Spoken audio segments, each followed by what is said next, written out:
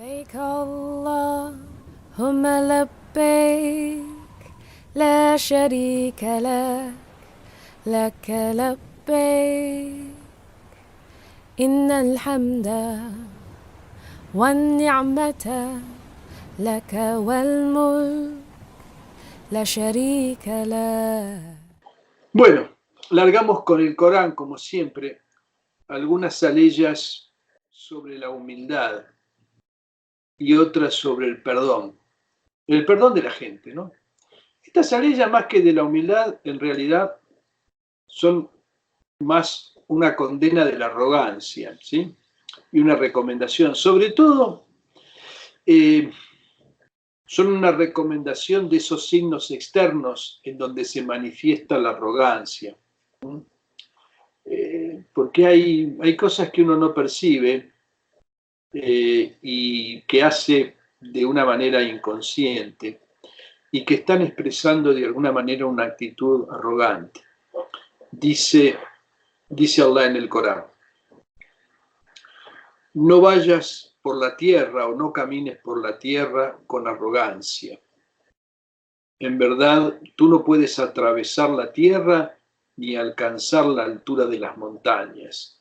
Es decir, hay una forma de caminar, ¿sí? Hay una forma de plantarse ante los demás, en las situaciones, que expresa esa actitud arrogante. Y es cierto que a veces eso es un mecanismo de defensa de la persona, ¿no? Que en el fondo por ahí no es tanto que se crea grande, sino que tiene un poco de miedo y reacciona a veces con un exceso. Pero en principio hay una manera arrogante de caminar. Inclusive hay un hadiz del profeta, alayhi salatu salam, en contra de andar como arrastrando la vestimenta, ¿no? Eso se veía como un signo de soberbia. ¿Por qué? Porque en cierta época la vestimenta muy larga, digamos, que andaba arrastrando por el piso y demás, era propia de grandes personajes, de reyes, etc. Entonces, digamos, se condenaba en esa época esa manera de vestir como un signo externo también de arrogancia, de mandarse la parte, diríamos hoy en día, ¿no? O de echar en cara la riqueza, etc. Y lo que está bueno acá es que pone a la persona en su lugar, ¿sí? Comparado con la tierra que no podés atravesar, comparado con la altura de las montañas, vos en realidad no sos nada. Entonces, ¿para qué levantar la cabeza cuando caminás, digamos, haciéndote el importante? Eso es lo que está diciendo en un lenguaje más porteño, ¿sí? Después dice otra ley: no gires tu rostro ante la gente con altivez, ¿sí? Es decir, no desdeñes apartando tu mejilla, ¿no? Eso es haddak. Hadda es eso, en la mejilla. ¿No? Y uno, es como una especie de, digamos, como un signo, ¿no? Poner la cara así, mirar así como de arriba, ¿no? Y apartando un poco la cabeza. Y repite lo mismo de la ley anterior, ¿no? Es decir, no caminar por la tierra con arrogancia. Y dice: en verdad Allah no ama al vanidoso y engreído. Bueno, y sigue parte que no está acá en árabe: y sé modesto en tu caminar y habla poco y con tono suave. En verdad, la más insoportable de las voces es el rebuzno del asno.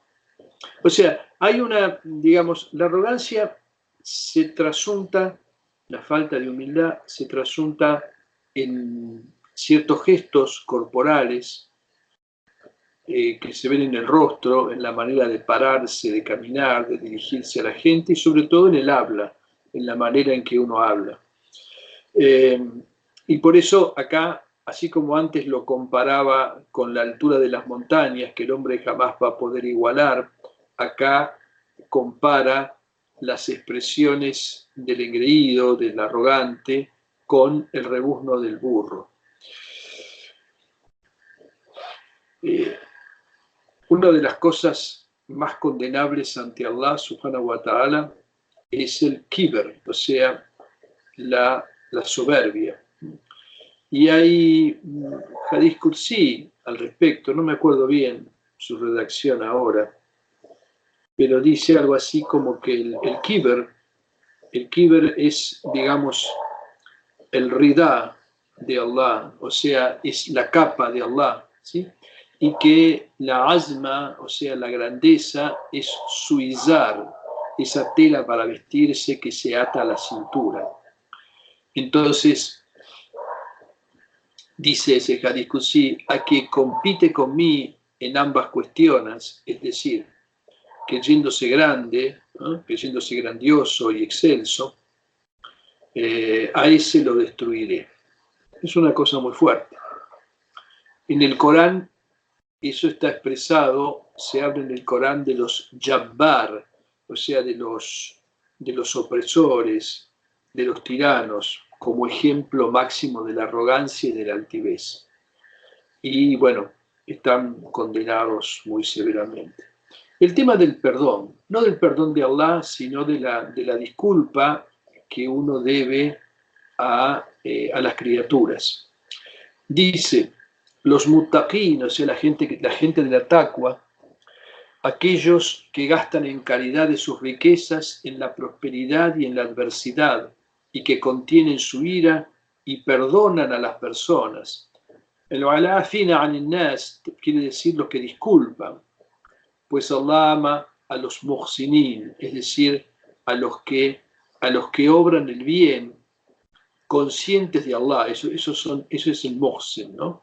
El que ha llegado al grado del ihsan, que hace las cosas por Allah pensando en que Él lo observa. El tema de las disculpas es muy importante. Tanto menos disculpamos a la gente cuanto más importante nos creemos. Y esto está de alguna manera relacionado con lo anterior, ¿no? Con la importancia personal que cada uno se adjudica. De ahí salen la soberbia, la vanidad, la arrogancia, y también el rencor respecto de la gente y otros vicios así por el estilo. Entonces, mantenerse, o sea, contener la ira, ¿sí?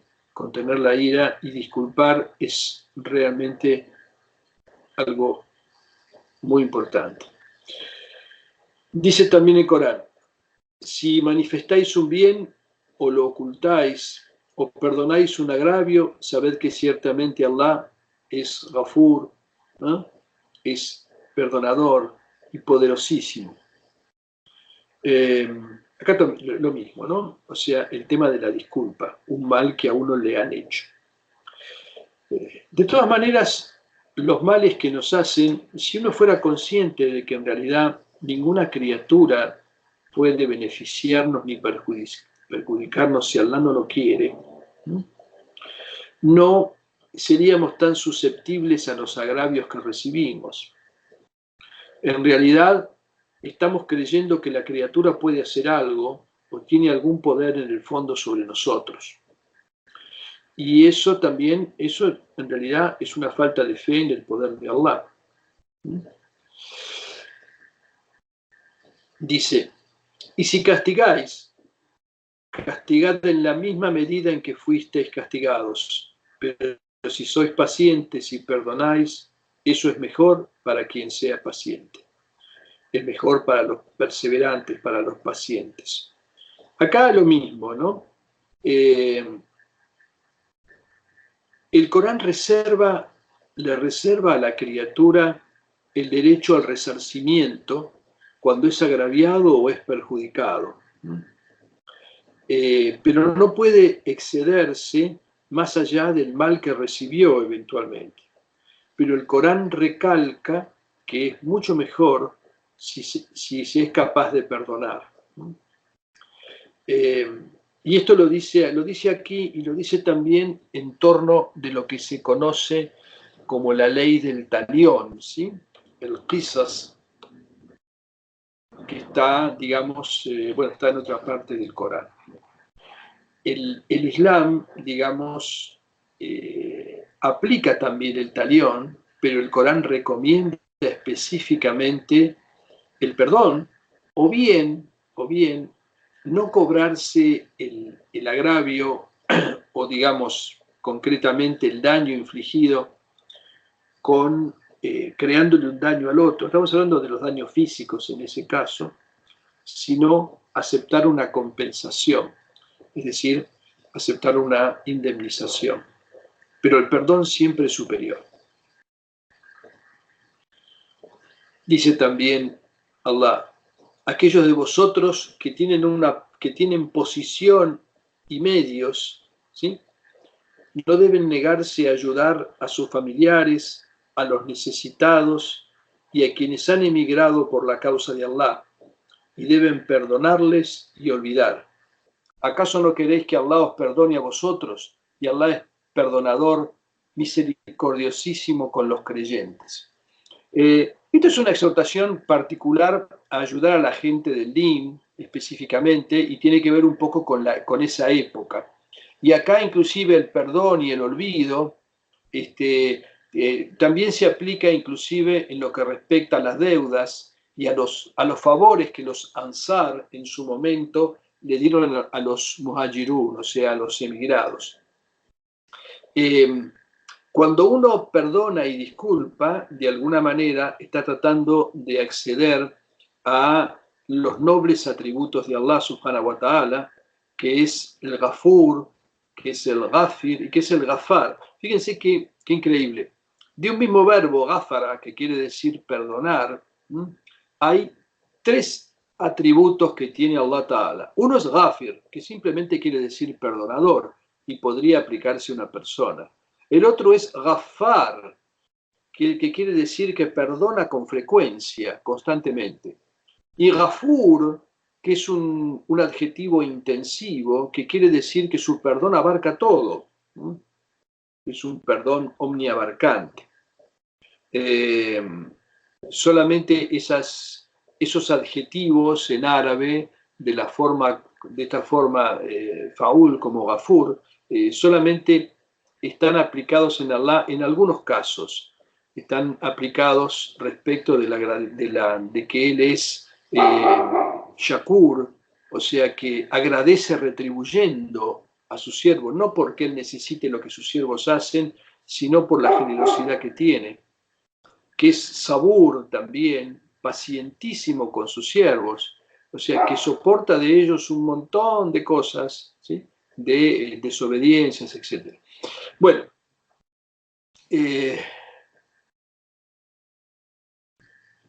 dice también: los creyentes que confían en su Señor se abstienen de los kabair, o sea, de las faltas graves y de la inmoralidad. Y cuando se les irrita, ¿sí?, o sea, cuando se les hace, digamos, montar en cólera, perdonan. Cuando se les hace enojar, perdonan. Estas son las cualidades del creyente. La confianza en Allah, o sea, el tawakkul, la abstención de las faltas graves. Fíjense que no dice de las faltas pequeñas, ¿no? ¿Ah? Había una discusión digamos, que hace el Ghazali sobre cuántas son las faltas grandes. Algunos dicen que son 7, otros señalan que son 17, algunos dicen está más cerca de 70 que de 7, etc. Pero bueno, fíjese que no se pide del creyente que esté exento de todas las faltas, sino que una condición de la fe es apartarse de las faltas graves. Y sobre todo, de cultivar el perdón cuando uno es agredido o insultado, etc. La recompensa del mal es un mal semejante. Así pues, quien perdone y corrija el mal será recompensado por Allah. En verdad, Él no ama a los opresores. O sea, el mal que alguien nos hace, ¿sí?, de alguna manera, ya tiene su retribución. O sea, tiene suficiente el que nos hace un mal con lo que ha hecho. como para que nosotros añadamos a eso, digamos, alguna retaliación, alguna venganza, alguna respuesta airada, etcétera, etcétera. Había hace poco leímos, no me acuerdo de acá, pero que en una oportunidad estaba el profeta en una reunión, estaba Abu Bakr, y alguien empezó a criticarlo a Abu Bakr, y Abu Bakr se mantenía en silencio y callado, ¿sí? Y entonces, finalmente, empezó a replicarle, y cuando empezó a replicarle al que lo agredía, el profeta se levantó y se fue.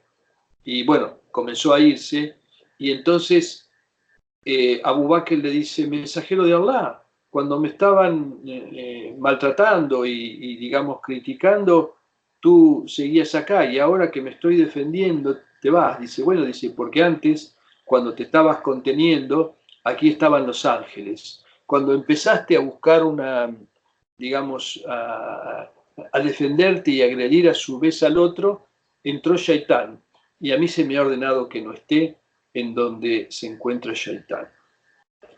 Y esto es una anécdota de Abu Bakr, ¿no? Radiyallahu anhu. Así que nosotros no estamos en esa categoría. Fíjense cuál es la situación de cada uno. Y dice por último, quien es paciente y perdona, ese es de la gente que posee firmeza. O sea, quien aguanta y perdona, esa es la mejor situación.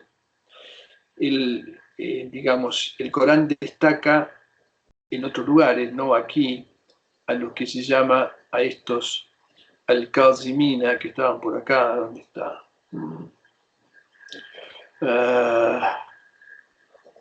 A los que contienen su ira. Bueno, lo perdí, estaba por acá adelante. Al-Kazimina, al-Ghayz, ¿sí? Los que contienen en silencio la ira. Está destacado eso en el Corán varias veces. Ese autocontrol es muy importante, ¿sí? Conseguir ese autocontrol es muy importante. Bueno, alhamdulillah. Piensen en estas cosas, sobre todo el tema de la disculpa y el perdón, y no dejarse llevar por la ira en el momento. El Islam no es la religión del futuro, el Islam es la religión eterna, es el din de la fitra, del ser humano, es el din de los profetas anteriores a Muhammad, que dicen en el Corán: somos musulmanes. No hay dos din, ¿sí?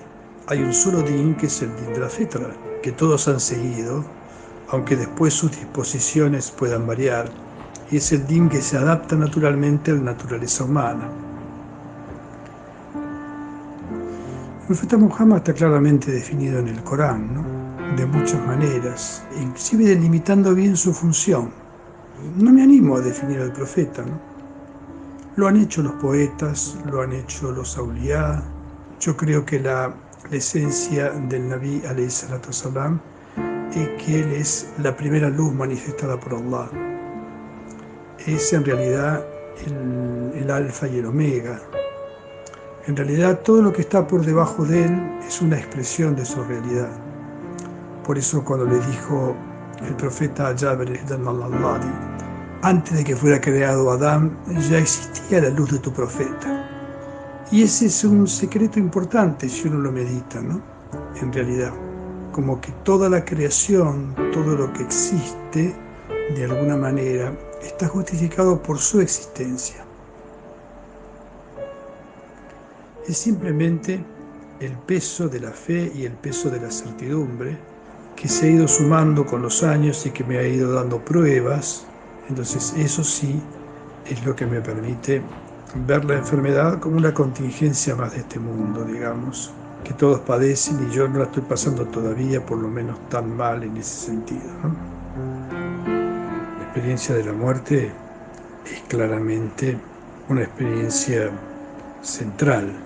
Creo que es un hadith qudsi, dice Allah: nada lamento tanto como en ponerle a mi siervo creyente la muerte, porque sé que la detesta. Yo creo que la partida tiene que ser tanto más serena cuanto ha sido la fuerza de la fe, ¿no? Hay una regla de oro que nos explicó varias veces Tosun Baba, y que es fundamental. Cuando vayas a hacer algo, fíjate si eso que vas a hacer te beneficia solamente a vos y no beneficia a nadie más. Si es así, mejor no lo hagas. Si te beneficia a vos y beneficia también a otro, entonces sí puedes hacerlo. Y si te perjudica a vos y beneficia al otro y conseguís hacer eso, ese es el grado más elevado. Es el izar, es el altruismo, en donde uno, digamos, entrega su parte de la acción. Yo creo que esa regla de oro es clave para vivir. Si alguien la pone en práctica, realmente alcanza la felicidad. Sacrificarse por el otro, perjudicándose uno mismo, ese es claramente el grado más elevado. Walhamdulillahi Rabbil Alamin wa bihi nasta'in.